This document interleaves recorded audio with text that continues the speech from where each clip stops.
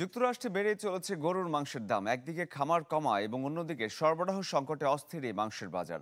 আর ট্রাম্পের শুল্ক আরোপের কারণে আবারও রয়েছে দাম বাড়ার শঙ্কা।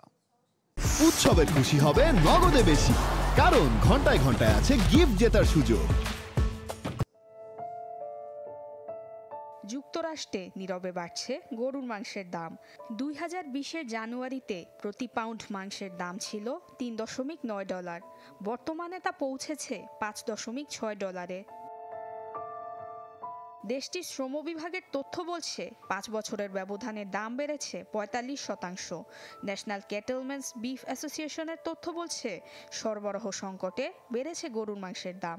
2022 সালেও যুক্তরাষ্ট্র গরুর মাংস রপ্তানি করত, কিন্তু সেই ধারা উল্টে 2024 সালে 2 মিলিয়ন জীবিত গরু এবং 4.5 মিলিয়ন পাউন্ড গরুর মাংস আমদানি করেছে দেশটি।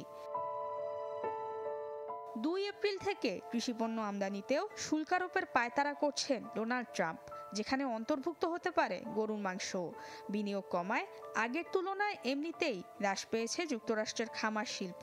শুল্ক পাল্টা শুল্কের যুদ্ধে এ খাতে বিনিয়োগ আরও কমতে পারে বলে আশঙ্কা করছেন সংশ্লিষ্টরা।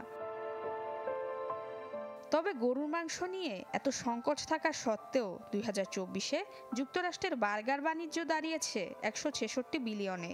গত 5 বছরে যা 2.8% হারে বেড়েছে। নুসরাত মৌমি, চ্যানেল 24।